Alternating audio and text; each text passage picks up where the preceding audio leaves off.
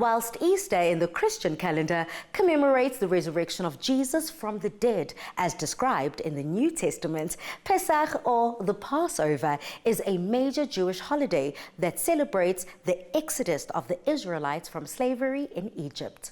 Now, both these religious holidays culminate on Sunday, the 20th of April this year, and both have their own important cultural traditions that they are associated with. And we are so keen to find out more about the customs. Pesach is upon us, and I honestly cannot wait to learn more about this Jewish holiday. Today I'll be joining Sharon, who is famously known as the Kosher butcher's wife, and she'll be teaching us all things about Pesach. Come inside. Thank you so much. This is such a gorgeous space. Thank you for having me here, Sharon. Such a pleasure. The paths that our life takes are unbelievable. The fact that you studied public relations and now you find yourself in a chef position, actually famously known as the Kosher butcher's wife. How has been exploring kosher food? So what actually happened was my husband went into the family business, and that was a kosher butchery. I started helping out and working there, and I kept saying to my husband, why does everybody ask for fillet, lamb chops and things like that? Surely there's plenty of other cuts on the forequarter. Now, we are only allowed to eat from the forequarter of the animal. I would say to people, why don't you have this? Why don't you try that? And they'd say, well, give me a recipe and then I'll try it. And I did. I started writing. It took me a year to do the first book. And what I did was I introduced people to kosher food and to the cheaper cuts and what we can do with them and how we can upgrade them. That's how it started, and then went on to the next book, which was all about the holidays, all the different Jewish holidays and what we eat at the different holidays. And then they wanted to do something about South Africa, so I incorporated that with traditional African foods. Was my third book. Sharon's cookbooks are bestsellers, and now the Kosher butcher's wife is known for recipes that blend tradition with a modern twist. It sounds like it's been such a beautiful journey, and I mean, today I'm particularly excited to learn because not only are we talking about food, which I already love, but kosher food specifically and the Jewish holidays that it could potentially link to. Which holiday are you teaching me about today? Well, today we're doing Pesach, which is Passover. It's 8 days where we don't eat any bread, any leavened food. There's a lot to learn about Pesach, which we can delve into. Oh, well, I cannot contain myself anymore. I can't wait to smell and taste the food. Please, can we head to the kitchen? With pleasure, let's go. So what is the name of our first dish? Our first dish is a traditional dish, and that is chicken soup and knedlach, which are matzah balls. Chicken soup and matzo balls are a Passover classic. Hearty and soothing, it's good for you as well. And the dish is often referred to as Jewish penicillin. Now, it seems easy enough with less than 5 ingredients on the table, but how do we go about actually making the matzo balls? So we're going to put the eggs in, whisk that together with the water, salt and oil, and then finally we'll fold in the matzah meal and create nice balls. So once we get to this consistency, I put it in the fridge, leave it for about 35 minutes, take it out, wet my hands, roll it into balls, and put it into a pot of boiling water. Okay, and we close that for 35 minutes. Now, 35 minutes is a fairly long time. What will we do to use up that time? We're going to make a pickled brisket and a fresh brisket, and we're going to call in Ian to help us with that. Bringing in the experts. Ian, I've spent so much time with the Kosher butcher's wife this morning, and now I get to spend time with you, the expert on meat.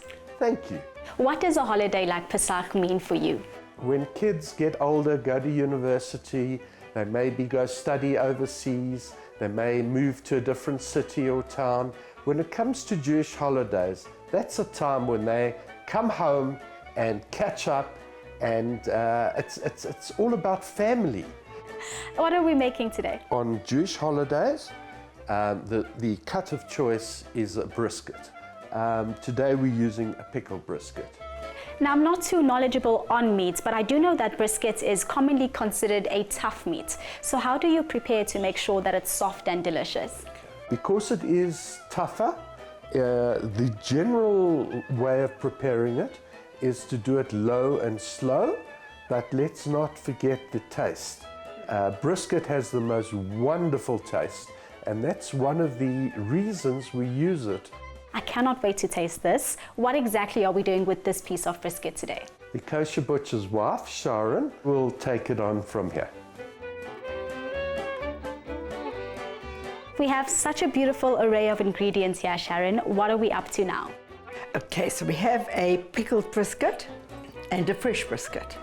The difference is one has been pickled with a brine and pickled, and we're going to be putting a simple sauce on top of it because there's not much that we can actually have on Pesach. So it's a tomato, jam, and grain sauce. The jam is, to sweeten it up a little bit because it is pickled. The tomatoes just gives it a lovely oomph, and the grain just takes the sweetness off because grain is horseradish. The fresh brisket, we're going to add some more spices to because it doesn't have the pickle sauce in it, okay? And it's a very simple, old recipe that has been going for 100 years in our family. And basically what it is tomato puree, Coke, onion soup, and some spices, which we rub on. A little bit garlic, a little bit ginger, pepper, and we stick that in the oven and roast it. Now today's motto has been low and slow. How long are we talking? This will probably be about 4 hours, but you'll test it by putting a fork in, and if there's no resistance, you're good to go. This looks absolutely delicious. So many colors we have on this plate. We don't have legumes over Passover, so that's why we have dishes like baby marrow quiche with mushrooms and potato kugel.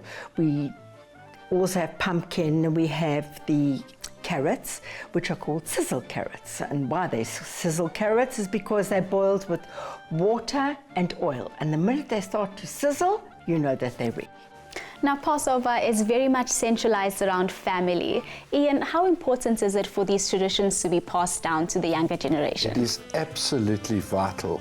These are the memories that we share with our children, our grandchildren, and when our children get older and they pass on this tradition to their kids, it just keeps us together as a unit, and these are beautiful times that we're spending together. Thank you so much for having me here and teaching me about Passover. I've enjoyed myself so much so that I'll be coming here every year. Oh, absolute pleasure. Anytime, we're always here, and we look forward to seeing you. Oh, thank you. That's what Pesach and this festive season are all about. Spreading the love, being grateful, and spending time with the people you care about.